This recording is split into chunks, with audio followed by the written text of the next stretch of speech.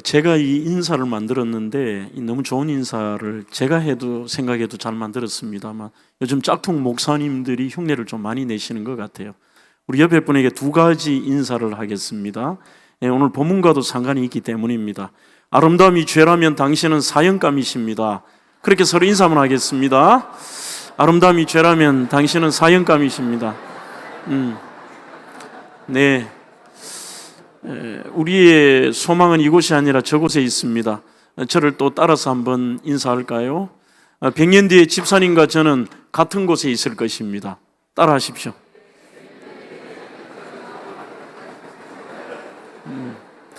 그러니 저에게 제발 좀 잘하십시오. 그렇게 인사하십시오. 우리가 천국에서 만날 텐데 이 땅에서 천국 연습하며 또 용서하고 사랑하고 베풀고 그렇게 살아야 되지 않을까요?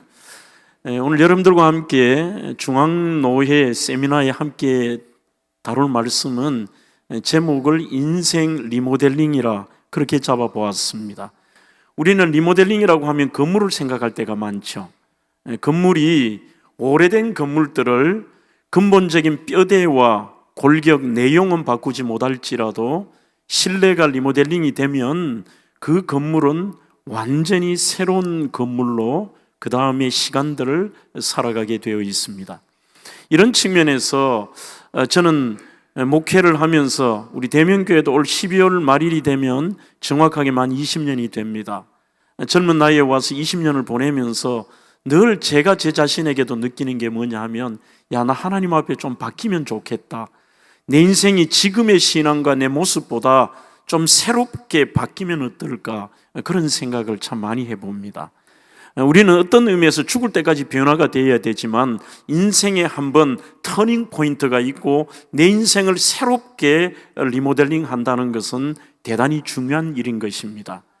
그런 측면에서 어떻게 인생을 살아가느냐 가운데서 어떤 사람은 터닝 포인트로 인생을 리모델링하여 그 인생의 후반전을 멋지게 장식하고 그 인생의 그림을 아름답게 그리는 사람도 있지만 어떤 사람은 자기 인생이 정말 남들의 손가락질 당하고 문제 많고 하나님 앞에 섰을 때에 내세울 것도 없는 사람이 바꾼다는 생각하지 못하고 깨닫지도 못하고 그 인생을 마무리하는 경우도 있다는 것입니다.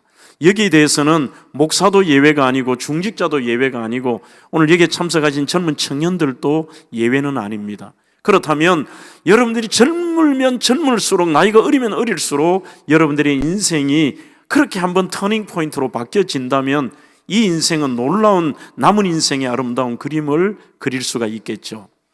책 제목이 좀 이상합니다만 그러니까 당신도 살아라고 하는 일본의 아주 그 유명한 변호사인 오이라 미소가 쓴 자전적인 글이 있습니다. 그러니까 당신도 살아.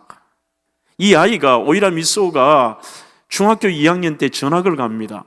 가니 그 일본 아이들 특유의 이 아이를 왕따를 시킬 뿐만이 아니라 심지어는 이지매를 합니다. 집단 린치를 가하고 아이를 괴롭히는데 중학교 2학년 아이가 견딜 수가 없는 것입니다. 그것 때문에 이 아이가 참다 못해서 자살 시도를 3번이나 합니다. 결국 자살도 하지 못하고 16살의 어린 나이에 집에서 가출을 합니다. 가출을 해서 이곳저곳을 돌다가 일본 야쿠자 두목을 만나서 그 젊은 어린 나이에 야쿠자 두목의 아내가 됩니다. 야쿠자 두목에 첩이 되어서 22살까지를 사는데 아이까지 놓고 살지만 거기서도 버림을 받습니다. 22살의 젊은 나이에 인생 막장까지 살아봐서 오사카의 술집을 전전하고 살고 있습니다. 그때 어느 날 자기가 근무하고 있는 그 술집에 손님이 왔는데 자기 아버지의 친구였습니다. 그 아버지 친구가 오이라 미소를 보면서 이렇게 이야기를 합니다. 야, 너가 왜 여기 있어? 너의 인생이 잘못된 것은 누구의 책임도 아니고 바로 너 자신의 책임이야. 이렇게 얘기를 합니다. 만약 여러분들이 오이라 미소라면 어떤 반응을 보일까요? 대다수의 사람들은 자기에게 문제 있다는 생각보다는 야, 인간아, 너 남의 일이라고 그렇게 함부로 이야기하지 마. 나도 죽을 만큼 괴롭고 아니 죽지 못해 사는 거야. 너가 나 지옥 같은 삶을 알아? 남의 이야기라도 함부로 하지 마. 오히려 더 비뚤게 그날 저녁에 술을 코가 비뚤어지게 마시고 더 타락할지도 모르겠습니다. 그런데 이 오이라 미소가 갑자기 어떤 생각을 하느냐 하면 내가 이지매와 왕따도 당하고 이렇게 고통스러운 지옥 같은 야쿠자 두목의 아내도 돼보고 술집을 웃음을 파는 이러한 일을 살지만 맞네, 결국은 내 인생이 잘못된 모든 책임은 나에게 있다, 이렇게 받아들이며 그날 저녁으로 술집을 나와버려요. 나오고 오사카 근교에 있는 공장에 다니면서 주경야독을 합니다. 낮에는 일을 하고 밤에는 공부를 하면서 방통대를 다니고 방통대 4학년 때 일본 사법고시에 합격을 해요. 합격을 하고 그때부터 지금도 이분이 삶이 만만치는 않은 것 같아요. 또 결혼도 하고 아이도 낳았는데 그 아이 문제 때문에도 힘들어하지만 그 인생이 한번 이렇게 리모델링이 된 다음부터는 오히려 믿음의 선한 영향력을 끼치며 살아가고 있습니다. 우리 미국의 셀리 트래비시라고 하는 풀러 신학교의 성장학 교수가 계세요. 셀리 트래비시. 이분이 누구나 그 인생이 바뀌려고 하면, 오늘 제 설교 제목이라면 리모델링이 되려고 하면 4가지의 단계를 거친다고 합니다. 아무나 인생이 바뀌는 게 아닙니다. 그 첫 번째가 어떤 단계냐? 발가벗겨지는 단계입니다. 이 발가벗겨진다는 것은 실패하는 단계도 되고 정말 죄를 짓고 문제도 많고 그리고 망하기도 하고 남들 보기에 고개를 들 수 없는, 정말 인생이 남들 앞에서 발가벗겨지는 부끄러움을 당하는 것처럼의 그런 인생의 이 마지막 바닥에 떨어지는 그 단계가 그리스도인들에게는 나쁜 게 아니래요. 오히려 그러한 계기를 통하여 한번 인생이 바뀌는 그런 하나의 터닝 포인트가 되는 거죠. 두 번째 단계는 하나님과 씨름하는 단계라고 되어 있습니다. 누구나 그리스도인이라면 이 단계까지는 간다고 얘기합니다. 여러분들 여기 계신 분이라면 믿음이 있으니까 밤 예배 드리러 오신 거 아니에요? 이 정도 되시다면은 그래도 삶이 바뀌어지고 어려워지고 망하고 힘들고 고통받고 부끄러운 일을 당하고 이렇게 하면 하나님 앞에 매달려 봅니다. 씨름해 봅니다. 하나님 살려주세요. 하나님 바꾸어 주세요. 하나님 도와주세요. 다 이렇게 해봅니다. 그 단계는 누구나 합니다. 그러나 세 번째 단계부터가 실제 이 사람이 리모델링이 되느냐 안 되느냐는 이 세 번째 단계부터입니다. 세 번째는 하나님 앞에 기도해도 별것 달라질 것이 없네, 내 인생은 여전히 하나님 살아 계시는 것이 맞나? 그대로 그 인생을 가버리는 거예요. 그러나 세 번째 단계는 셀리 트래비시는 더 하나님과 깊어지는 단계로 가는 사람, 상황이 달라질 것 없지만 한 번 결단하고 이 절망의 그 발가벗겨지는 단계에서 하나님만이 하실 수 있다, 내가 하나님의 뜻대로 살아보고 하나님 하실 수 있다라고, 아이가 친아이는 어머니가 아이가 문제에서 아이를 매를 대면 될수록 어머니의 품 안에 들어오잖아요. 그러나 친아이 아닌 것은 도망을 가버려요. 여기서부터 달라지는 것입니다. 더욱더 하나님 앞에 응답도 없고 나는 뭔가 바뀌기를 원하고 치열하게 몸부림쳐보지만 달라질 게 없습니다. 그래도 하나님을 신뢰하고 더 가까이 가는 것이죠. 그렇게 되면 네 번째 단계가 미래가 보이는 단계가 나온다는 겁니다. 누구도 이것이 아닌데 그 미래가 보이는 것입니다. 오늘 이 셀리 트래비시의 말뿐만이 아니라 성경의 수많은 1930명의 실명이 거론된 사람뿐만이 아니라 수많은 사람들 가운데 제가 판단하기는 가장 그 인생을 완벽하게 리모델링하는 한 사람을 꼽으라면 오늘 본문의 라합이라고 생각합니다. 기생 라합에서 지금도 저는 이스라엘을 갈 때마다 느끼는 것은 이스라엘은 다윗의 나라구나. 그만큼 다윗이라는 존재는 그들의 중시조 정도가 아니라 정신적인 지주이고 모든 사람이 칭송받는 다윗인데, 그 다윗의 오늘 이 문제에 있는 기생 라합, 여러분들 단순한 기생일까요? 아닙니다. 성경의 원문에는 조나라고 되어 있습니다. 우리는 기생이라고 하니까 단순하게 황진이처럼 아주 그 가무에 능하고 시를 잘 쓰고 여러 가지의 재능이 있는 이러한 과거의 기생으로 생각하면 안 됩니다. 라합에 대해서 많은 학자들이 있는데 그 중에 제임스 보아스라고 하는 분의 책에 보면 이 여인을 향해서 식당집 주인이라고 쓰고 있습니다. 나름대로 근거가 있겠죠. 종교개혁가 칼빈은 여인숙집 주인으로 얘기합니다. 요세푸스라고 하는 역사학자도 여인숙집 주인으로 얘기합니다. 하나는 요식업자라고 얘기하고 하나는 이분을 숙박업이라고 얘기해요. 제가 생각하기는 조금 연구해 보면 전부 틀린 건 아닌 것 같습니다.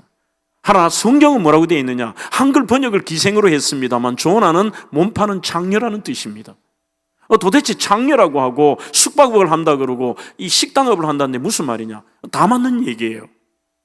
고대 성에는 여리고 성처럼, 라합이 살았던 여리고 성처럼 외성이 있고 내성이 있습니다. 그 외성에는 꼭 창문이 있어요. 들어오는 성문의 근처에 보면, 이렇게 찾아보면 창문이 있다는 것은 거기가 바로 지금으로 말하면 호텔이고 여인숙이고 여관을 하는, 오늘 내가 이 성 안에서 볼일을 보고 저기서 잘 수 있다고 하는 거 신호예요. 광고예요. 거기에서 나중에 붉은 줄을 내리죠. 그러면 고대는 어떤 일을 하느냐 하면 그런 여인숙 집에서 음식도 팝니다. 둘 다 맞는 얘기죠. 여기서 좀 더 나간다면 돈만 주면 그 여인숙집 주인이 몸까지 팔아요.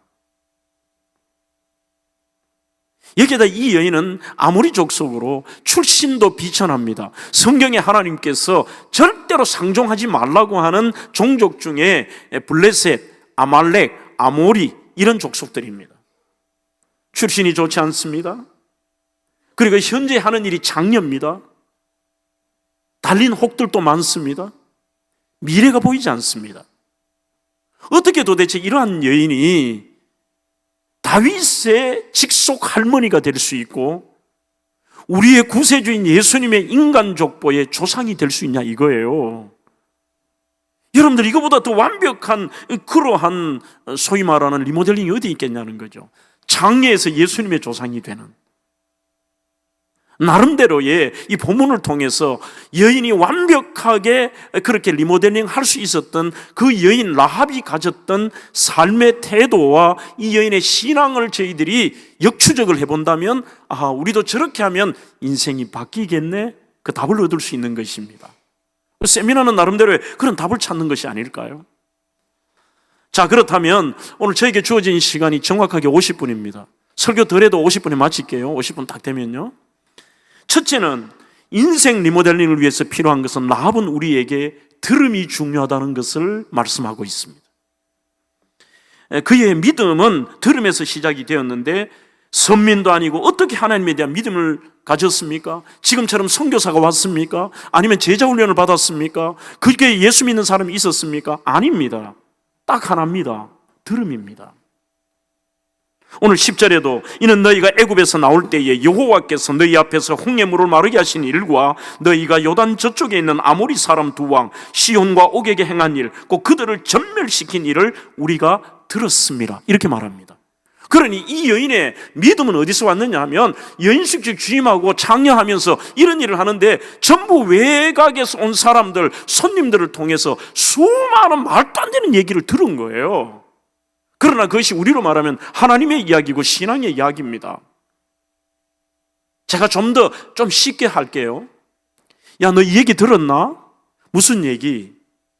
그 변방에 왜 유목민들로 지내던 히브리인들이 있지? 그들이 이집트에서 노예 생활을 했잖아. 무려 400년 이상이나. 그들이 탈출했대. 그 강한 나라에서 가능해? 그들이 믿는 신인 야훼가 10가지의 강력한 경고의 징계를 하면서까지 어쩔 수 없이 파라오가 그들이 믿는 여호와 때문에 풀어줄 수밖에 없었을 때, 그게 가능해? 야, 이것도 아무것도 아니야. 너 홍해 바다가 갈라졌다는 얘기를 들었어?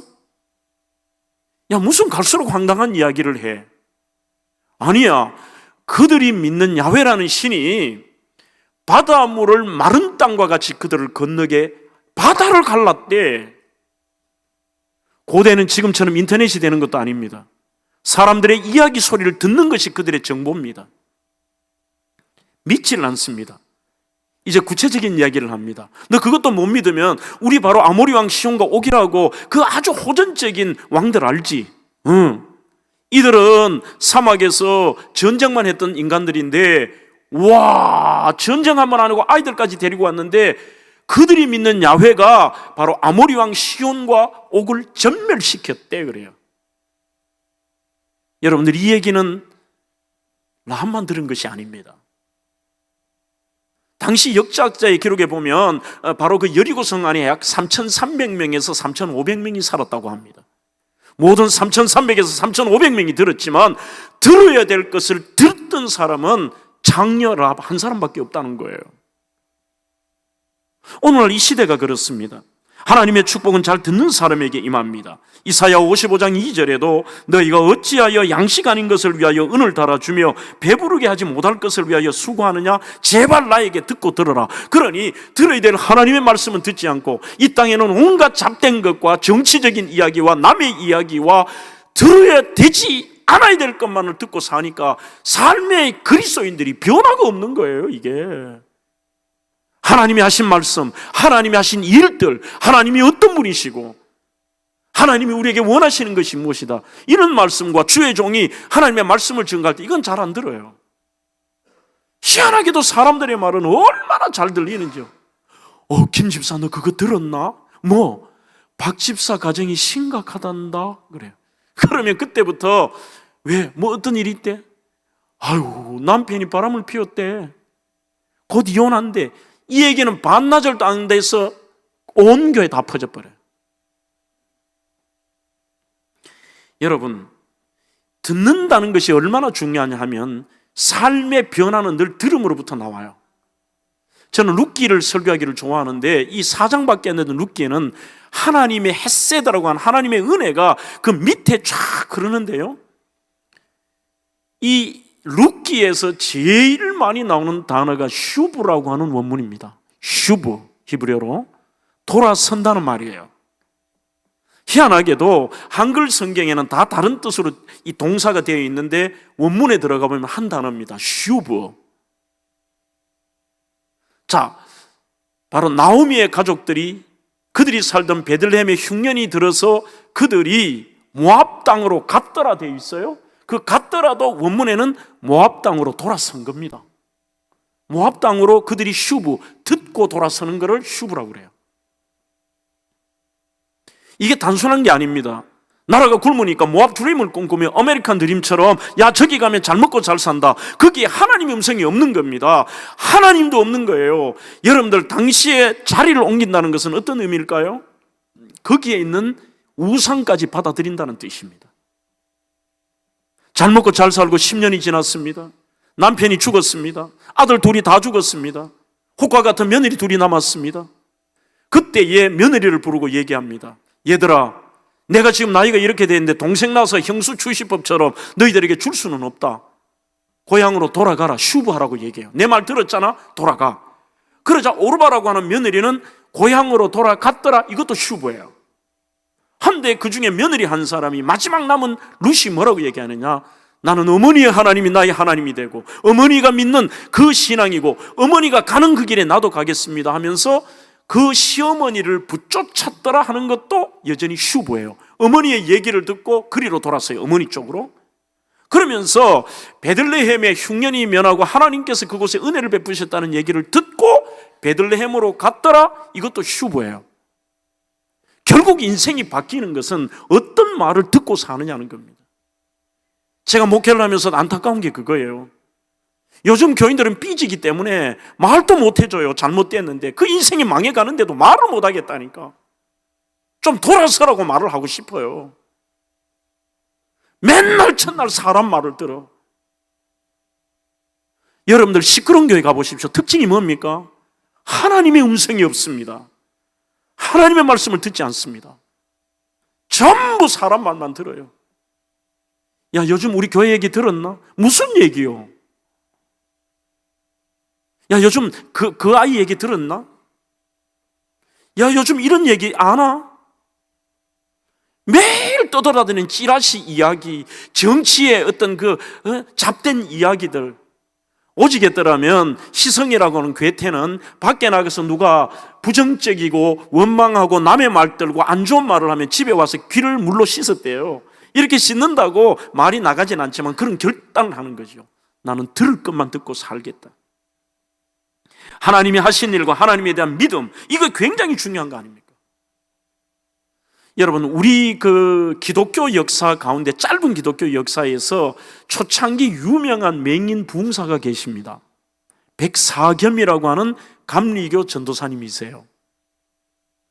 이분은 늘 그분과 아들이 하는 말이, 우리는 들어야 될 것을 들었기 때문에 우리 가정의 리모델링 정도가 아니라, 그때는 뭐 리모델링 말도 없잖아요.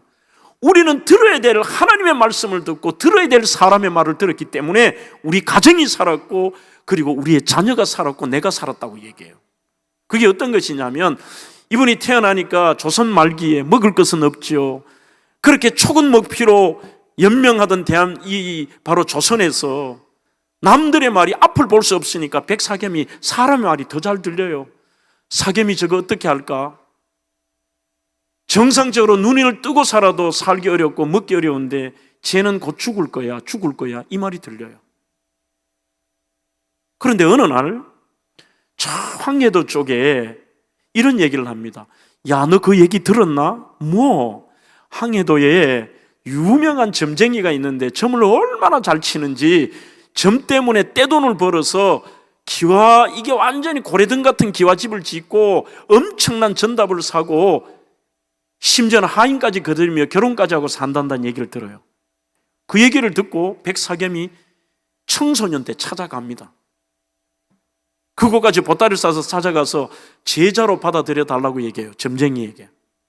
몇 날 며칠 내도 받아주지 않습니다. 얼마나 독하게 했던지, 나는 이거 들어보니까 이것만이 내가 살 길이지 아니면 나는 죽는다. 거기서 하도 아이가 때를 쓰니 제자로 받아줘요. 이 아이가 만 18세, 우리 나이로 19세 때에 스승을 능가하는 점쟁이가 됩니다. 자신의 고향인 경기도 고향에 와서 점집 분점을 차리는데 본점인 스승보다 더 잘 되었어. 몇 년 만에 20대 중반에 어마어마한 정말 집도 짓고 전답도 사고 하인도 거느리고 결혼도 하고 그렇게 살았습니다.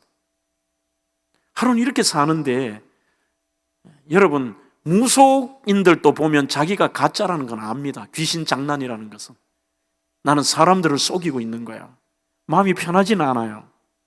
그런데 어느 날 이 소경 백사겸이 마당에 나가서 이렇게 걷고 있는데, 정말 그 옆집에서 심각하게 어려운 아이 3명을 데리고 사는 과부 집인데, 그렇게 고통스럽게 삭바나질하고 사는 집에서 어느 날부터 노래 소리가 들려요. 노래 소리가. 세상 사람 날 부러워 아니하여도 나도 역시 세상 사람 부럽지 않네. 계속 이런 노래들이 나오는데, 아니 나는 이렇게 다 가져도 마음에 기쁨이 없는데 저 여자는 뭔데 저렇게 갑자기 저렇게 노래가 나오고 애들이 깔깔거리고 그래? 불렀어요.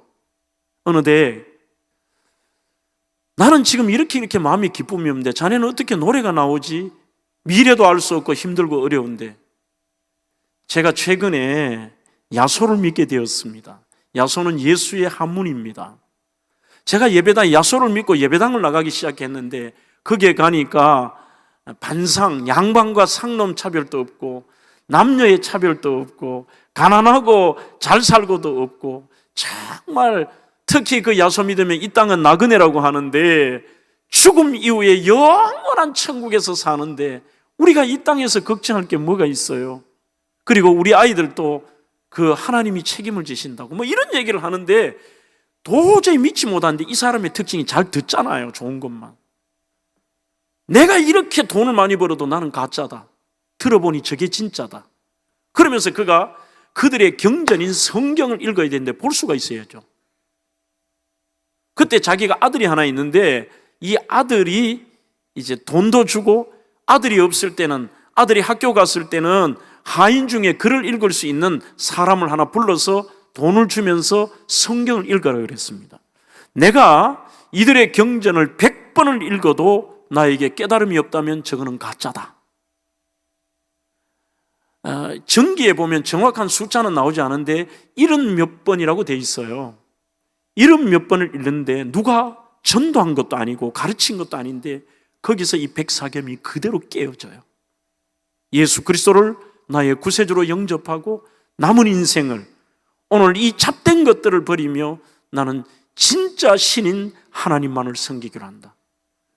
그때부터 그가 전국에 다니며 감리교 전도사님으로 신학 공부를 잠시 하고 이분이 계시록 전체를 다 외우셨다고 합니다. 그렇게 다니는데 그 아들분을 미국 유학까지 갔다가 한국으로 불러서 연희전문학교, 지금의 연세대 바로 전신인 연희전문학교 교수님이 되시죠. 여러분들, 그 아드님이 만든 유명한 동요가 있습니다. 그 아들의 이름이 백남석 박사입니다. 그분이 만드는 곡이 제가 부르면 여러분들 다 아실 거예요. 가을이라 가을바람 솔솔 불어오니 푸른 잎은 붉은 치마 갈아입고서 남쪽 나라 찾아가는 제비 불러 모아 봄이 오면 다시 오마 부탁하누나. 원래 여러분들 이게 찬송가입니다. 이 백남석 박사가 우리나라 최초로 주일학교를 만들고 어린이 찬송가를 만들었는데 그 어린이 찬송가에 이 곡이 들어가 있어요. 이게 지금 우리나라의 동요가 되었는데 2절 가사 보면은 이게 찬송이 맞구나 생각할 수 있어요. 2절 보면 가을이라 가을바람 불어오니 밭에 익은 곡식들은 금빛 같구나. 그러면서 이렇게 찬양합니다. 추운 겨울 지낼 적에 우리 먹이려고 하나님이 내려주신 생명의 양식. 그래요. 이게 우리나라 동요 가운데 최초로 7번 아름다운 말이 선정이 됩니다. 그러자 기자들이 묻습니다. 아니, 백 박사님은 어떻게 이런 아름다운 그런 가사를 쓸 수 있냐? 이게 정말 아름답잖아요. 푸른 잎은 붉은 치마 갈아입고서. 그러자 그는 그렇게 얘기합니다. 나의 모든 언어적인 능력은 어릴 때 아버지에게 성경을 읽어드리면서 그 읽는 성경을 내가 들을 때에, 하나님의 말씀을 들을 때에 그것이 나의 삶의 아웃풋으로 쉽게 말하면 나오는 거예요. 이게. 여러분, 정말 우리의 인생에 독한만 먹어야 됩니다. 그게 여러분들의 신앙과 삶에 바뀌는 첫 단초입니다. 내가 무엇을 듣느냐, 그게 여러분들의 신앙의 수준입니다. 이제 오늘 이것이 했다면은 여러분들 오늘 강사 목사 와서 이 말씀 들었는데 무슨 의미가 있어요? 여러분들이 예배당의 문에 나가서 삶의 현장에서 조금이라도 그렇게 살아보려고 치열하게 몸부림치는 거, 그게 은혜예요. 목사님 은혜 받았어요. 무슨 은혜를 받아요? 자기 생각에 맞으면 은혜라고 합니다. 아닙니다. 은혜는 내 생각에 맞는 게 은혜가 아니라 그 하나님의 말씀이 내 삶 속에 실천이 될 때, 그게 은혜입니다. 여러분들 내일 한번 테스트 해보실래요? 어떻게 하느냐면 하루 종일토록 여러분들이 그냥 지내세요. 지내시고 밤에 주무시기 전에 나는 오늘 하루 종일 어떤 말을 듣고 살았느냐.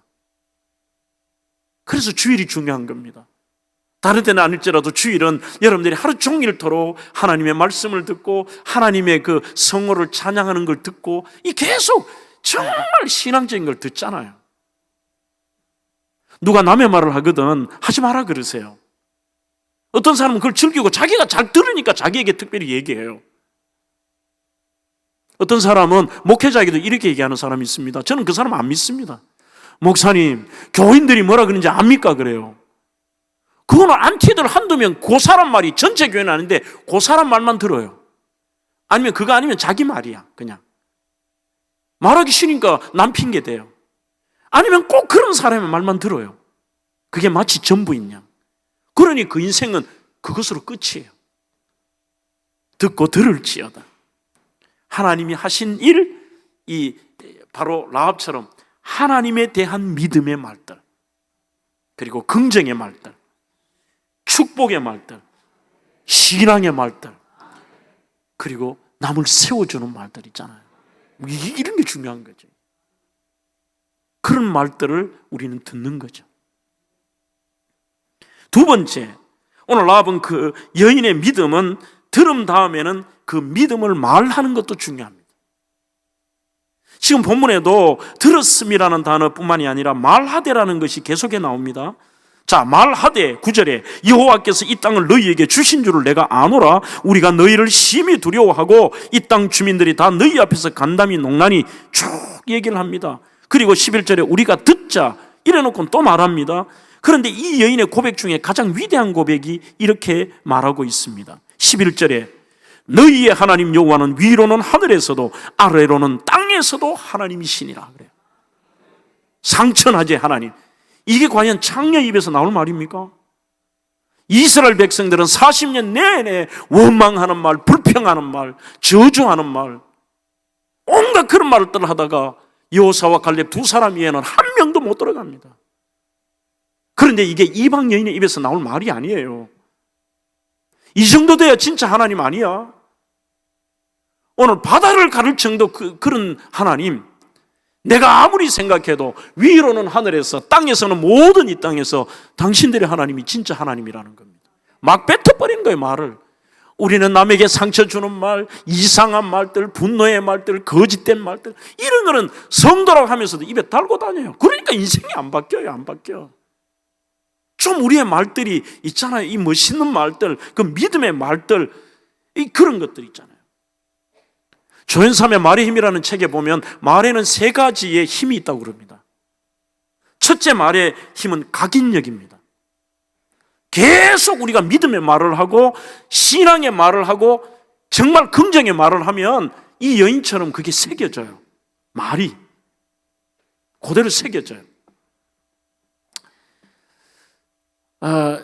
좀 유치한 것인데 우리 교회의 주일학교 아이들은 제 목양실에 아주 그냥 가볍게 들어와요. 제가 간식을 준비해놨는데 아이들이 들어와요. 그러면 아이들이 제 그 서재실 책장 밑에 있는 것을 탁 열면 안에 간식이 많이 들어있습니다. 자기들 좋아하는 걸 다 넣어놨어요. 그러면 아이들에게 들어오면 야, 오늘 3개 선택해서 가지고 가. 그럼 가지고 가요. 목사님 감사해요. 가면 제가 불러요. 이리 와. 앞으로 나보고 담임 목사님 그렇게 목사님 하지 말고 꼭 이렇게 불러라. 잘생긴 목사님이라고 불러라 그랬어요. 이게 계속 제가 농담 겸 이렇게 했는데 이 아이들은 순수하죠. 그대로 받아들여요. 그래서 그날부터 잘생긴 목사님 그래요. 이게 몇 번 딱 반복이 되고 나니까 어떤 일이 벌어지냐면은 다른 아이들이 데리고 와요. 데리고 오면서 뭐라 그러냐면 들어와라, 잘생긴 목사님 방에 들어가자 그래. 그런데 이까지도 제가 별로 안 놀랐는데 한 달쯤 지나니까 우리 4층에 이렇게 쉽게 말하면 당구 포켓볼 있죠. 포켓볼하고 탁구다이가 있고 안에 식당이 있는데 거기에 있는 상익이라는 고등학생이 당구를 치다 나를 갑자기 이렇게 쳐다보면서 이래요. 잘생긴 목사님 오셨습니까? 그러고 막 치더라고. 이야, 이 말이 굉장히 무섭구나. 그래 제가 이 얘기를 이번 여름에 제가 서울 사랑의 교회 오정현 목사님 교회 대학부 1800명 집회를 했어요. 집회를 하는데 이 얘기를 했더니만 이 본문은 아니고 그 얘기를 했는데 희한하게도 이게 급속도로 퍼지는데 저녁 집회, 낮 집회를 하고 저녁 집회 오니까 거기에서 아이스크림 차가 와서 아이스크림에 막 여학생들이 거기 막 벌떼같이 붙어 있더라고. 동시에 수백 명이 날 보더니 막 잘생긴 목사님! 막 이러더라고. 여러분들 이게 각인력이에요. 여러분들 말은 무서운 거예요, 진짜로. 두 번째, 말에는 견인력이 있습니다. 그리 달려가요. 그리 달려가, 말대로. 우리나라 가수들 한번 보세요. 옛날 김정호라고 간다, 매일 간다 그러면 진짜 가버려. 지금 우리 젊은 청년들은 모르는데 한혜경인가요? 그분은 맨날 그 산장에 막 그 서글픈 노래 있잖아, 외로운 거. 아무도 날 찾는 이이 없는 외로운 이 산장에, 그래. 진짜 가사대로 맨날 첫날 그 말 노래하니까 이 여자는 평생 외롭게 그렇게 살다 가버려. 그 말대로 끌려간다니까요. 여러분들 애들도 그 말하면 입을 때려야 돼요. 전부 그러니까 이게 거기로 딸려가요. 애들 죽는다 진짜 죽어요. 우리나라 마을들이 왜 이렇게 됐을까요? 전 세계에서 죽는다는 말이 제일 많은 게 대한민국입니다. 나는 이해가 안 돼. 아니 아파 죽는 건 이해가 됩니다. 괴로워 죽는 것도 이해가 돼. 우리 대한민국은 좋아도 죽는다. 배고파도 죽고 배불러도 죽고 다 죽어. 맞잖아. 막 좋아 죽겠다 그래. 좋으면 살아야지. 응? 좋아 죽고 배고파 죽고 배 아파 죽고 다 죽어버려. 다 죽어버려. 누가 그 말을 하는데 유치하지만 나는 괜찮더라고. 그런데도 왜 대한민국이 지금 이렇게 잘 사냐? 엄마들 때문이래. 엄마들이 옛날에 애들 코 풀면서 뭐라 그랬지? 흥해라 흥해라 그래. 그래 우리가 지금 흥하잖아. 응? 그 맨날 죽는다 그래. 말대로 된다니까요. 교회도 마찬가지야. 여러분들이 이 파남 장로교회는 전국적으로 아름다운 소문이 나 있잖아. 계속 여러분들이 교회에 대한 긍정의 메시지를 많이 말해야 돼요. 그 중에 가장 말을 많이 하는 게 뭐냐? 우리가 하나님께 말씀하잖아요. 엉뚱한데 말을 한다니까. 내 모든 시험 무거운 짐을 주 예수 앞에 아뢰이면 예수는 나의 쫙 찬양하는데 우리 한국 가사는 이렇게 돼 있죠. 무거운 짐을 나 홀로 지고 견디다 못해 쓰러질 때 불쌍히 여겨 구원의 주리 은혜의 주님 오직 예수. 우리는 너무 막 복잡해. 원래 이 여러분들 영문 찬양의 가사는 대단히 심플합니다. I must tell Jesus, I must tell Jesus. 예수님께 말해야 됩니다. 예수님께 말해야 됩니다. 그래요. 안 해야 될 말들은 원망하는 말, 불평하는 말, 저주스러운 말, 안 되는 말 이런 것들은 막 뱉어대면서 하나님께 말 안 해요. 한마디로 이게 쉽게 말하면 기도 안 한다는 얘기예요. 요즘 하나님께 말 안 하잖아요. 하나님 살려주세요. 하나님 도와주세요. 그런데 이 여인은 믿음의 말을 막 뱉어버리는 거죠. 그러니까 그 믿음대로 끌려가요. 하나님의 입장에서는 얼마나 기쁘셨을까. 저 인간들은 내가 살려줘도 맨날 원망불평하고 이집트에서 먹지도 못해놓고 고기 생각난다, 부추 생각난다, 마늘 생각난다 하는데 이 이방 여인의 입에서는 위로도 이분이 진짜 하나님이고 아래로도 진짜 하나님이야. 막 신앙의 말을 뱉는데 그 중에서 중요한 단어가 하나 나옵니다. 말하되 여호와께서 이 땅을 너희에게 주신 줄을 내가 아노라 그래. 여호와께서. 그 안다는 말은 히브리어로 야다티라는 말입니다. 단순하게 여기에 컵이 있구나, 수건이 있다 이거 아는 거 아니에요. 안다는 것은 야다티는 체험했다는 뜻입니다. 하나님이 어떤 분이신가 나 체험했어. 그 하나님이 진짜 하나님이야. 막 뱉어버리는 거예요. 말에는 각인력과 견인력뿐만이 아니라 성취력도 있습니다. 하나님이 말대로 해주시는 거예요. 말대로.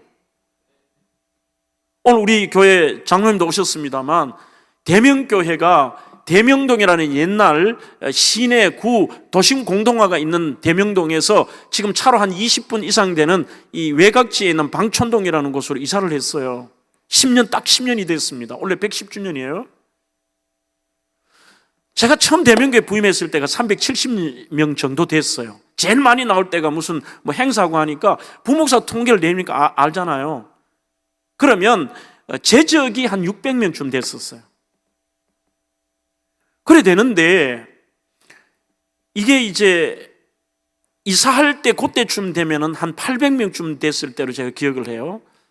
이 800명쯤 되는데 교회는 오래돼서 낡았고 건축을 해야 되는데 그 우리 교회 자체가 마을에 이렇게 빌라에 안에 갇혀 있어요. 그러니 이게 새로 건축이 불가능해요.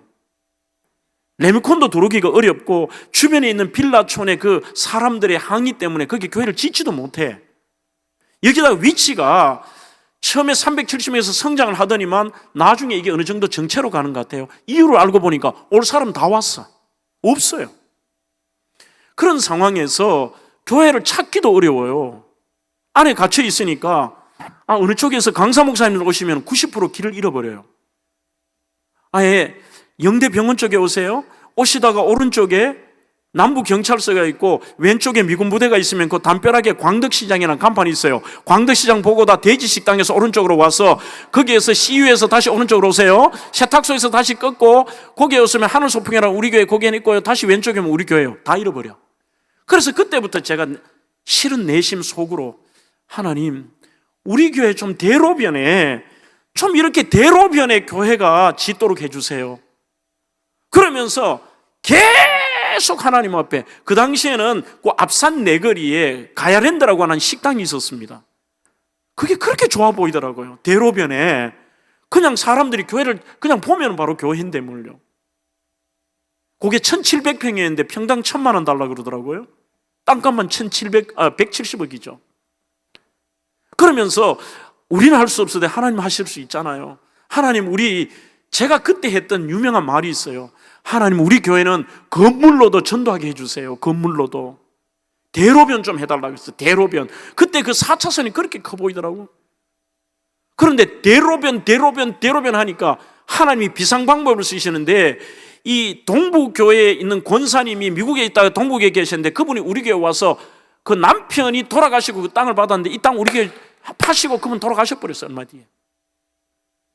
지금 우리는 얼마냐 하면은 그 대로가, 우리 목사님 오셨지만 10차선 대로에 우리 교회 건물, 우리 땅 자체 길이가 175m예요.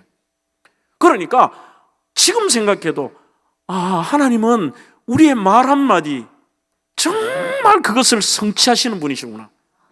오늘 낮 예배 때 제가 예레미야 33장 말씀을 드렸습니다. 이 일을 행하시는 여호와, 그 일을 성취하시는 여호와. 그러나 하나님은 그 말씀을 무엇으로 성취합니까? 우리의 말을 가지고. 너 말대로 된다는 겁니다. 성경을 보십시오. 하나님께서 이루실 때 예수님이 공생의 기간 동안에 늘 보면은 이렇게 말씀하시죠. 눈먼 자에게 오셔가지고 38년 된 병자에게 오셔서 우리의 머리털까지 세시는 분이 모르시겠어요? 그런데 주님은 늘 물으세요. 내가 너에게 뭘 해주기를 원하지? 낫기를 원합니다. 내가 뭘 해주기 원하지? 보기를 원합니다. 우리 입으로, 우리의 마음에 있는 것이 입으로 나옵니다. 우리의 마음에 믿음이 있는 것이 입으로 나옵니다. 그래서 네가 말하라는 거예요. 말하라. 네가 선포해라는 거죠. 선포해라. 믿음의 말들. 그러니 아시면서도 소경에게 놀리시는 게 아니에요. 너 소경이지만 그 믿음 있어? 그걸 말로 고백할 수 있어? 이렇게 얘기하잖아요. 그러니까 보기 원합니다. 걷기를 원합니다. 낫기를 원합니다. 그래요. 우리 대한민국 그리스도인들에게도 보면 유교적인 게 있어요. 뭔가 그런 말을 하면 허풍 떠는 것 같고. 왜 그래요? 나쁜 말 하는데 아무 죄책감이 없어요. 비판하는데 죄책감이 없습니다. 온갖 남을 난도질할 때도 죄책감이 없어. 그런데 믿음의 말을 하고 신앙의 말들을 하는 데 대해서는 오히려 거기에 대해서 어색해 하잖아요. 어색해 하잖아. 좋은 말들을 많이 하시라니까요. 제가 전에 집회 어느 교회에서 그 말도 했습니다만, 장로 연합회인가 그 집회 얘기했어요. 오래전에 나 우리 교회 근처에 희한한 집사님 봤다니까요. 이게 뭔지 모르겠어. 여러분들 설교에 은혜 받으면 어떻게 돼요? 홍 목사님 설교에 은혜 받으면 나가다 목사님 오늘 은혜 많이 받고 가요. 은혜 많다 하고 가면 되잖아. 그 집사님이 무뚝뚝하게 말도 잘하네. 그런데 어느 날 나오면서 저보고요. 얼굴은 여전히 화난 표정으로 목사님 그래요. 제가 잘못한 게 있나 싶었어. 그러자 이렇게 얘기해요. 오늘 저는 은혜 받았다고 말하지 않겠습니다. 그래. 그러면서 말하라는 이유까지 나한테 설명하더라고. 왜냐하면 목사님이 교만할까봐 그래. 에라, 내 교만할 걱정까지 한다. 왜 그래 살아요? 베베 꼬여서. 그냥 사랑하면 사랑한다, 은혜 받으면 은혜 받았다, 좋으면 좋다 있잖아. 제가 이런 생각을 갖고 있는데, 오래전에 미국에서 유학을 하다가 우연히 한국 민요에 대한 얘기를 듣다가 막 신경질이 나더라고요. 이래서 우리 대한민국이 문제가 있구나. 아니, 사랑하면 사랑한다고 말만 했으면 정말 해피엔딩인데 좋아하는 말을 안 하는 거예요. 이게 긍정의 말을. 그 대표적으로 망한 가정이 어딘지 아세요? 갑돌이와 갑순이. 자, 질문을 드려볼게요. 갑돌이와 갑순이가 한 마리에 살았어, 그죠? 둘이는 짝사랑했어요? 서로 사랑했어요? 그렇지. 서로 사랑하면, 사랑한다고 얘기하면 이게 해피엔딩이야. 만약 제가 갑돌이라 하면요, 갑순이 좋아하면 나는 무조건 갑순이 차지할 수 있어. 온 동네 소문내. 이게 나쁜 말 아니잖아. 나 갑순이 사랑합니다. 나 정말 갑순이 좋아합니다. 부모님에게도 갑순이 주십시오. 저 정말 갑순이 잘해줄 수 있습니다. 나 갑순이 정말 사랑한다니까요. 물론 이 말은 하면 안 되지만 넘지 못할 선을 넘었습니다. 막 이러고 하여튼 막 이래가지고 말이야. 할 수 있잖아. 근데 그 가사 한번 볼래요, 여러분들? 우리 이 민족성이 여기 나온다니까. 그게 우리 신앙인들 안에도 있어요. 제가 뭐 물 한 모금 먹고 노래 한번 해볼게요.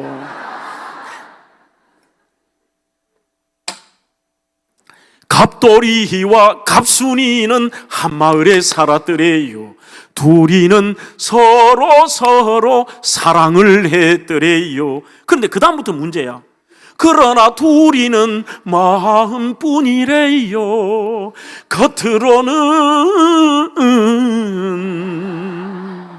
모르는 척 했더래요. 그래. 에라이. 2절부터 보세요. 양쪽 가정 작살난다. 자, 누가 먼저 시집 가느냐? 갑순이가 가. 나는 이 갑순이 마음은 이해가 돼. 아니, 가만히 있어도 남자가 말 한마디 사랑한다 말 한마디 못하는데, 용기 있게 부모님께도 말 한마디 못하는데, 그러니까 역사가 안 일어나는 거예요. 역사가. 교회도 된다는 교회는 돼요. 부흥한다는 교회 부흥돼. 요즘 전부 안 된다 그러잖아. 안 된다. 안 된다 그래도 되는 데는 된다니까. 2절 한번 불러볼게요. 그러다가는 뭐냐? 전부 사랑하는데도 말도 안 하고 모른 척 하는 거야, 둘 다. 그러면 갑순이도 문제야. 지라도 괜찮나? 좋다 그래야 되지. 시간이 다 돼가서 뭐. 그래서 한 예가 우리 교회 문희수라는 부목사님이 있어요. 부목사님이 계시는데 이 문희수 목사가 해병대 출신이고 좀 잘생겼어. 교육전사로 우리 교회 왔는데 알고 보니까 우리 교회 그때 이윤미라고 사무간사가 있는데 참 착하고 괜찮은 아이예요. 8년간 우리 교회 사무간사를 하면서 정말 잘하고 신실하고 착한데 얘 소문을 듣고 왔는데 얘를 좋아하는 거야. 그럼 맨날 이래 보면 애 사라지면은 우리 사무실에 가 있고 뭐 갖다 주고 뭐 내가 봐도 보통은 아닌 것 같아. 그래서 내가 그 당시에는 전도사죠. 문전도사, 너 왜 그러나? 너 윤미 좋아하나? 그러니까 목사님 좋아합니다. 그래. 진짜? 예, 결혼하고 싶습니다. 그래. 네 혼자 그런 사람 아니다. 윤미의 고백이 중요하다. 그래서 제가 윤미에게 물어봤어요. 윤미야, 너 저 문희수가 너를 저렇게 좋아하는데 너는 어떻게 생각해? 하니까 그 착하고 말도 잘 안 하는 아이가 인생이 중요한 문제잖아요. 저한테 분명히 이렇게 얘기했어요. 저도 좋아요 그러더라고. 그래서 둘이 만나라. 결혼하고 지금 애 하나 놓고 지금 뱃속에 하나 더 있어요. 자, 그럼 갑순이도 문제야. 여자라고 말 안 하면 안 돼. 그러다가 갑순이는 시집을 갔더래요. 시집간 날 첫날 밤에 한없이 울었더래요. 왜 웁니까? 갑순이 마음은 갑돌이뿐이래요. 겉으로는 안 그런 척 했더래요. 그래. 그럼 갑순이 신랑은 뭡니까? 겉껍데기 안고 사는 거야? 이 죄 짓는 거지. 이 제일 찌질은 갑돌이야. 3절 퀴즈입니다. 갑돌이가 왜 장가 갑니까? 모릅니까? 화가 나서 장가를 갑니다. 쥐가 말 한마디 못 해놓고 좀 좋다면 됐잖아. 근데 이게 나하고 사랑해놔놓고 시집을 가네? 갑돌이도 화가 나서 장가를 갔더래요. 장가 간 날 첫날 밤에 찌질입니다. 달 보고 울었더래요. 갑돌이 마음은 갑순이 뿐이래요. 겉으로는 고까지 것 했더래요. 양쪽 가정 작살났다. 뭐 하는 짓인지 몰라. 이 짓이 교회 안에도 있다니까요. 맨날 첫날 안 해야 될 말들은 온갖 말들 저끼리 모여서 뒤에서 호작질하고 이 말을 하고 별것 아닌 것 같고 떠들어대고 안 되게 만들고 교회를 망하기는 앞으로 천국 가면 다 심판받아요. 되는 거는 믿음의 말을 선포하고 사랑하면 사랑한다 그러고 이왕인데 뭐 오늘 뭐 집회인데 뭐 옛날 왜 저 가요 중에 또 희한한 게 있더라고. 물 한 모금 먹게 그것도 해볼게요. 내가 뭐 여자는 뭐 사랑한다 그러면 안 됩니까? 뭐 이런 노래 있잖아요. 왜 옛날에 사랑한다 말할까 그래 모르면 되지. 좋아한다 말할까 아니야 말 못해 나는 여자이니까 그래. 참 웃긴다. 여자도 마음에 들면 내가 먼저 좋아요 하면 되지 뭘. 여러분 인생을 왜 그렇게 꼬이게 사냐는 거야. 그러니까 리모델링이 안 돼요. 맨날 첫날 그래 살다가 인상 쓰다가 인생 맞춰버리고, 맨날 지 기분이 안 좋으면은 인상 쓰고 살다가. 왜 그래요? 그냥 everything okay. 로버트 슐러 목사님의 포지티브 띵킹이 다 나쁜 것은 아니야. 그 사람의 좋은 건 뭐예요? 진짜 우리 그리스도인들에게는 제일 나쁜 사람은 이거예요. I'm not okay, you're not okay. 나도 오케이 아니고 나는 너 싫어, 나도 싫어. 네 말한 거 다 틀렸어. 나도 내 마음에 안 들어. 또 나쁜 사람은 뭐예요? I'm okay, you are not okay. 나는 맞는데 니는 다 틀렸어. 그거 아니에요. 우리 그리스도인들은 I'm okay, you are okay, everything okay. 그렇게 사는 거예요, 말을. 여러분, 주님 저의 주인 되심을 믿습니다. 도와주실 줄로 믿습니다. 당신들이 여기에 와서 이 땅을 하나님이 붙일 줄로 믿습니다. 당신의 하나님이 진짜 하나님입니다. 막 뱉어버린 거예요, 믿음의 말. 그러니까 하나님이 폭포수같이 그 인생을 바꿔주실 뿐만이 아니라 예수님의 조상을, 네 그 정도 믿음이니까 아무리 필요 없다. 네 과거에 어때든 너는 리모델링 정도도 아니라 너는 다윗의 할머니가 되고 너는 예수의 조상이 된다 이거예요. 이 여인의 믿음은 행함이 있는 믿음이었습니다. 저에게 주어진 시간은 4분 남았습니다. 뒤에 짧게 그냥 맞춰버리려고요. 그의 리모델링은 구원과 삶의 기회가 올 때 잡았다는 겁니다. 8절에 또 그들이 눕기 전에 라합이 지붕에 올라가서 그들에게 이르러, 한마디로 얘기하면 이겁니다. 이미 이 앞에 이 여인은 목숨을 건 행동의 믿음이었습니다. 어떤 사람은 말은 하는데 행동 안 해요. 그것도 아닙니다. 진짜 그 믿음대로 행동해 보는 거죠. 이미 소문이 다 났습니다. 3,300명 그렇게 해도 외딴 사람들, 이상한 사람 오면 압니다. 신고가 들어갔습니다. 저 집에 들어갔던 것도 압니다. 와서 이야기를 합니다. 봐라, 너희 집에 왔지 않냐 하니까 왔기는 왔다. 왔지만 이 사람들이 이렇게 해서 다른 길로 갔다. 목숨을 걸고 숨겨줘요. 그리고 이들이 눕기 전에, 이들이 누운 다음에 거기에서 자기가 모르게 떠나버리면 자기에게 영원히 기회가 안 온다는 걸 알아요. 오늘 본문은 말합니다. 그들이 눕기 전에 여인이 지붕에 올라가서 그들에게 말합니다. 당신들 나하고 약속해 주십시오. 나는 목숨을 걸고 오늘 당신들을 할 수 있는 이유는 당신들이 믿는 하나님 때문입니다. 그러므로 오늘 이 기회를 저는 절대로 놓칠 수 없으니까 내가 당신들을 대우했듯이 당신들 하나님께서 이 땅을 붙이실 때 나와 우리 가족을 선대해 주십시오. 그러자 그렇게 하겠다고 다짐했습니다. 구원의 기회를 알고 그것을 붙잡는 게 중요합니다. 구원의 기회는 항상 열려있다 생각하지 마십시오. 노아의 시대, 소돔 고모라의 시대, 분열왕국 말기 이스라엘, 그 모든 기회는 그들은 영원할 줄 알았습니다. 회개도 안 하고 가도 아무 일 없네, 문제 없네. 아닙니다. 회개도 기회가 있습니다. 지금입니다. 은혜 받아도 언제 은혜 받습니까? 여러분들 생각에 이번에 대면교회 목사 와서 저녁에 세미나인데 오늘 안 해도 뭐 앞으로도 강사 많이 올 거고 앞으로 우리 목사님 통해, 아니에요. 여러분들에게는 지금 은혜 받지 못하면 영원히 못 받는다는 이게 중요한 거예요. 성도들아, 이 시간은 은혜 받을 기회로다 그래요. 믿읍시다, 받읍시다. 이후의 기회를 믿지 말아라 그래. 믿지 말아라. 하나님이 우리에게 기회를 주실 때가 있습니다. 그게 교회적으로도 그렇고 가정적으로도 그렇고 여러분들 개인적으로도 그래요. 지난번 제가 부산의 목장 기도회 때 제가 미국에서 자격도 없는 사람이 어떻게 담임을 들어갔느냐에 대한 그 기회의 얘기도 했습니다. 여러분들, 내가 하는 게 아니라 하나님이 하시기 때문에 내가 연약할수록, 내가 부족해도 절대로 포기하지 마십시오. 교회도 마찬가지입니다. 우리 형편이 어떤데 생각하지 마세요. 여러분들의 가정도 우리가 할 수 있나 생각하지 마세요.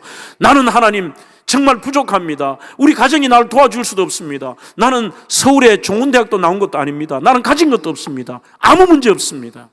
하나님이 하시겠다고 일을 행하시는 하나님께서 우리에게 기회를 주실 때가 있습니다. 진짜 저희 대면교회도 이런 자리 하나 없이 시작을 했습니다. 쉽지 않았습니다. 10년 전에요. 그때 제가 우리 장로님들께 했던 얘기가 있습니다. 하나님이 저희들에게 주신 기회라고 생각했습니다. 장로님들, 그쪽에 가서 텐트를 치더라도 가야 됩니다. 앞으로 한국교회 추세가 이렇고 이 마을에 지금 현재 도심 공동화가 이렇고 지금 현재 우리가 요만큼 붕댔다 하지만 앞으로 우리 교회는 다른 많은 대구의 전례를 봤을 때 우리 교회는 오히려 200명, 100명 단위로 교회는 주저앉을 겁니다. 오늘 지금 젊은 세대는 주차 공간도 중요하지만 이 아이들에게는 복합적인 공간, 교회가 하나의 그들의 터전이 안 되면 안 옵니다. 여러 가지로 봐서 그곳에 가서 텐트 쳐도 괜찮습니다. 땅 잡아야 됩니다. 물론 제가 교회 얘기만을 조금 드립니다만 여러분들의 삶도 마찬가지입니다. 여러분들의 능력 없습니다. 우리가 많이 부르는 찬양 중에 내가 연약할수록 더욱 귀히 여기사 높은 보좌 위에서 낮은 나를 보시네. 와야르 관찰하고 내가 연약할수록, 내가 부족할수록 나를 더욱 귀히 여기시는 하나님, 그 하나님께서 여러분들의 교회와 여러분들의 가정과 여러분들의 개인에게 어떤 구원뿐만이 아니라 삶의 기회가 주실 때는 그 기회를 믿음으로 그 기회를 잡으라는 것입니다. 특히 저는 은혜에 대한 얘기를 꼭 드리고 싶습니다. 여러분들이 은혜를 받아도 지금 이 시간입니다. 은혜로다, 이 시간은 은혜 받을 기회로다. 받읍시다, 믿읍시다. 이후의 기회를 믿지 말아라. 하나님이 언제 주실지 모르잖아요. 그 기회를 주시는 것을 잡는 것입니다. 여러분, 저는 이 라합의 진짜 리모델링이 멋있는 게 뭐냐 하면, 라합 한 사람 때문에 아무것도 상관없는 가족 전체가 구원받지 않습니까? 그거 멋지지 않아요, 여러분? 맨날 내 거, 내 자신, 내 건강, 내 가족, 이것보다, 그죠? 나 때문에 남이 잘 되는 게 그게 진짜 리모델링이에요. 2장 13절, 그리고 나의 부모와 나의 남녀 형제와 그들에게 속한 모든 사람을 살려주어 우리 목숨을 죽음에서 건져내라. 그러니까 남녀 형제 부모까지는 이해가 되는데 거기에 속한 모든 사람도, 그 사람들은 왜 잘 되는 줄 몰라요. 그들이 왜 사는 줄도 몰라. 이게 진짜 리모델링입니다. 그리고 그 기도 여러분들 하세요. 맨날 자기 그게 아니라 나 때문에 우리 교회가 잘 되고요, 나 때문에 우리 구역이 잘 되고, 나 때문에 내 직장 동료가 내 때문에 잘 되고요. 저 솔직히 오늘도 그래요. 저는 어느 식당에 가든지 꼭 그 기도를 해요. 뭐냐 하면 그 사람들은 모르지만 목사가 같잖아요. 하나님, 오늘 주의 종이 이 식당에 왔습니다. 이 식당 왜 잘 되는 줄 모르고 잘 되게 해주시고, 나 덕을 봐야 될 거 아니에요. 나 덕을. 그게 진짜 리모델링이지. 나 혼자 잘 먹고 잘 살라고 리모델링이에요? 여러분들 그거 목표로 한번 삼아 보세요. 진짜 리모델링. 나 때문에 파남 장로교회가 잘 되고, 나 때문에 우리 정말 그 구역 자체가 나 때문에 더 해피해지고, 여러분들의 동료가 나 때문에 잘 되고, 여러분들의 아내가 나 때문에 행복하고, 여러분들의 가정이 여러분들 때문에 다 산다는 거. 그러한 일들이 여러분들에게도 임하시기를 주의 이름으로 축원합니다. 오늘 한 문구를 읽어드립니다. 무모한 믿음이라는 케빈 한입니다. 하나님을 따르는 것은 언제나 위험합니다. 나는 하나님의 초대를 받아들여 새로운 위험을 감수할 각오가 되어 있습니까? 나는 정말로 무모한 믿음의 삶을 살아가기를 소망합니까? 나는 무엇도 두려워하지 않고 어떤 제약도 받지 않는 믿음의 여행을 하기를 갈망하십니까? 나는 어떤 대가를 치르게 되든지 혹은 어디로 가게 되든지 예수님을 따라 모험의 길로 들어갈 준비가 되어 있습니까? 이 질문에 어떻게 대답하느냐에 따라 당신의 삶이 달라집니다. 여러분, 오늘 독한 마음 먹고라도 여러분의 듣는 것과 말하는 것과 행동하는 것과 그리고 여러분들의 생각이 바뀌어서 삶의 인생 리모델링이 일어나므로 여러분들의 교회와 가정과 여러분들이 사시기를 주의 이름으로 축원합니다. 우리 함께 찬양 드리고 뜨겁게 기도하고 우리 목사님 나오시겠습니다. 오늘 다른 기도 하지 마시고요. 하나님, 저도 매일 바뀐다 하지만 안 바뀝니다. 오늘 구체적으로 주의 종을 통해 말씀 들었습니다. 주님, 저 듣는 것 좀 바꾸어 주세요. 이제 들어야 될 것만 듣겠습니다. 주님, 그리고 이제는 말아야 될 것만 말하겠습니다. 정말 제 말을 입술에 제단 숯불로 내 입술을 찢어주시고 정말 주님 입술의 거룩함과 믿음의 말, 긍정의 말, 그리고 축복의 말들, 선포의 말들을 하게 해주시며 하나님 주신 기회, 하나님 주신 능력으로 감당케 하시고 나 때문에 우리 교회가 살게 해주십시오. 나 때문에 우리 가정이 살게 해주십시오. 나 때문에 남이 잘되게 해주십시오. 이런 인생 리모델링이 나에게도 일어나기를 소원합니다. 그렇게 여러분들의 자신을 돌아보며 회개하시고 결단하는 그런 기도를 드리기를 원합니다. 이제 내가 살아도 주 위에 살고, 제가 좋아하는 찬양, 우리 찬양 드리고 함께 기도하겠습니다.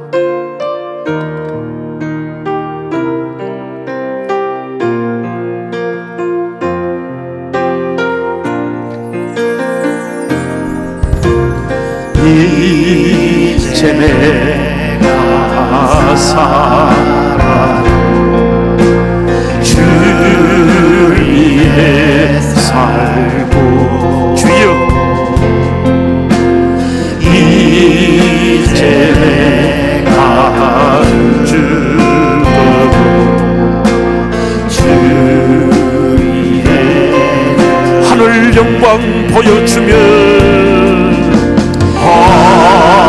하늘여, 우리의 소망은 이 땅이 아니라 하늘나라입니다. 여러분, 천국의 주님 앞에 섰을 때를 생각하니 우리는 바꾸어야 됩니다. 할렐루야 찬송하며 주께 가. 그러므로 나는 서나 죽으나 주님의 것입니다. 그러므로 나는 서나 죽으나 주님의 것이요 사나 죽으나 사나 죽으나 날 위해 피 흘리신 내 주님의 것이요 이제 내가 떠나도 저 천국 가고, 이제 내가 저 천국 가고 이전이죠.